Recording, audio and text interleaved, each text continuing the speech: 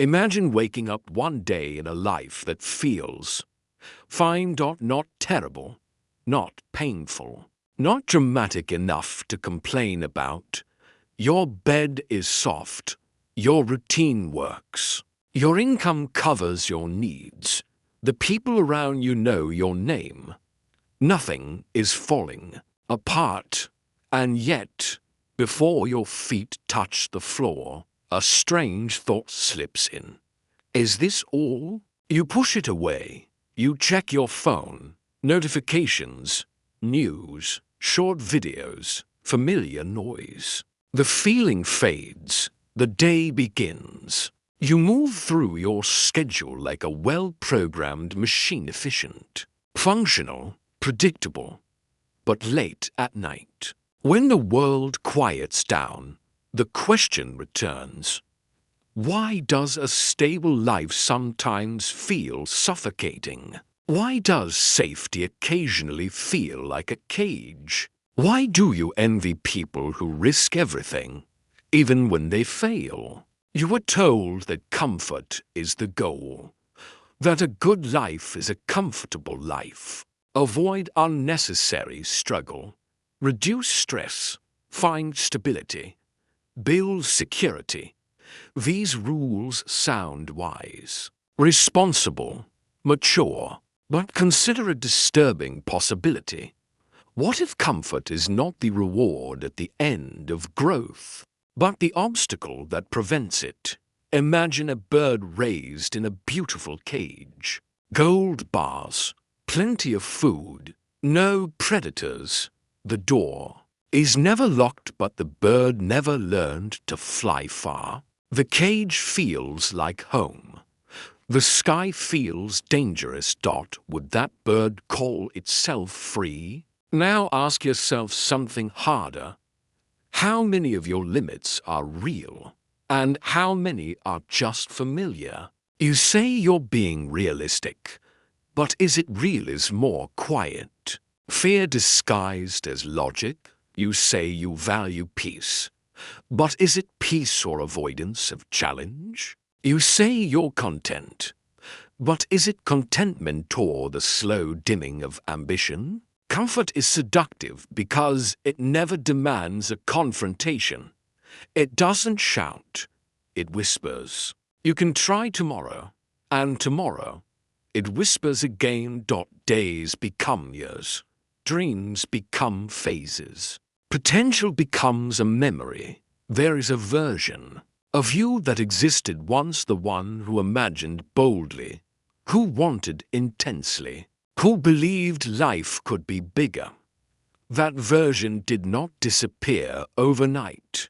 It faded gradually, negotiated away in exchange for predictability. The tragedy of comfort is not that it hurts you, it's that it makes you forget what you're capable of. And the most dangerous part, you can live an entire life this way and still look successful from the outside. So the real question is not whether your life is good. The real question is whether it is fully alive.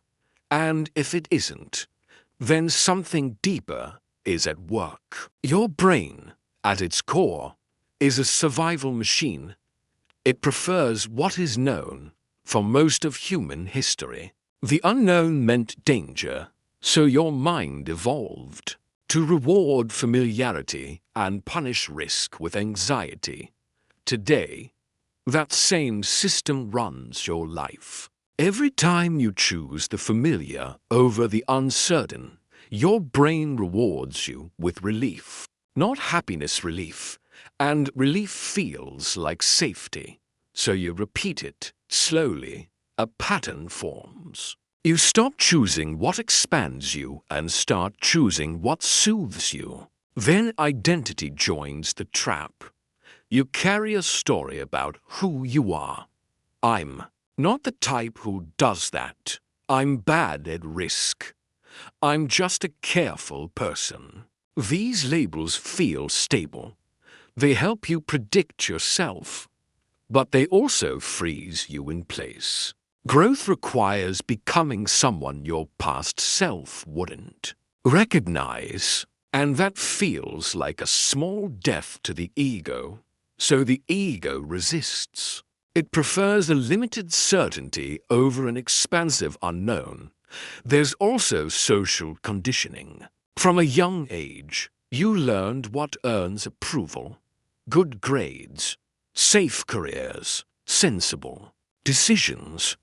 You were rewarded for fitting in before you ever discovered who you truly were. So you adapted intelligently, successfully.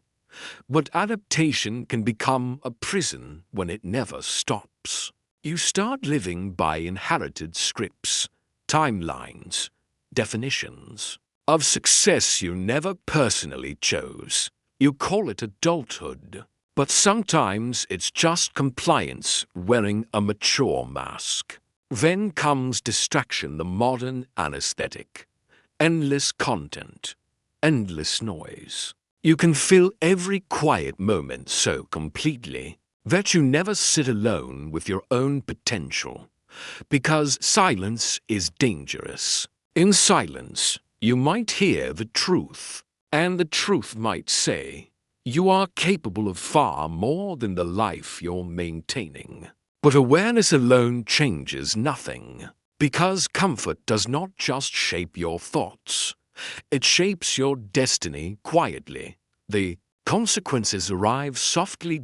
Your courage shrinks from disuse. Difficult conversations are postponed. Bold ideas are filtered. Big moves become not the right time. Each avoidance teaches your brain that safety equals retreat.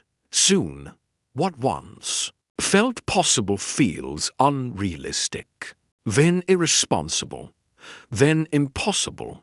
Your world doesn't collapse, it narrows. You also become more fragile. A life optimized for comfort reduces your tolerance for discomfort. Small stress feels overwhelming. Minor risks feel huge. You become less resilient precisely because your life is more convenient. Then the mind protects itself. It rationalizes. I value balance. I don't need more. Simple life is best. Sometimes that's wisdom. Sometimes it's fear in disguise. Relationships shift too. You gravitate toward people who validate your level of growth. People who make staying the same feel normal. You create circles where big dreams sound childish and bold change sounds reckless. No one intends harm. But together, you keep each other small. Meanwhile, easy dopamine scrolling, binging, constant novelty reprograms your reward system. Hard-earned rewards like mastery and discipline feel less attractive. Your brain starts preferring quick pleasure over meaningful progress. Time quietly locks it in. Habits become identity. Identity becomes destiny. Years pass faster than expected. Then one day, a strange emptiness appears. Not suffering, not crisis, just flatness. Life feels manageable, but not meaningful. Because humans don't find meaning only in comfort. They find it in striving, overcoming, becoming. And when those disappear, something inside you goes quiet. Regret begins to whisper, not loudly, just questions. What if you had tried?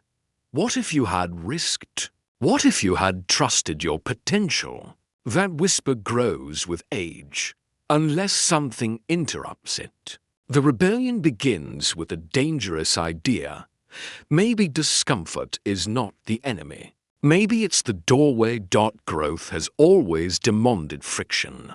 Muscles grow by tearing. Minds grow by being challenged. Character grows by facing uncertainty. The people who expand their lives are not fearless. They simply treat fear as a compass. Where fear points, growth often hides.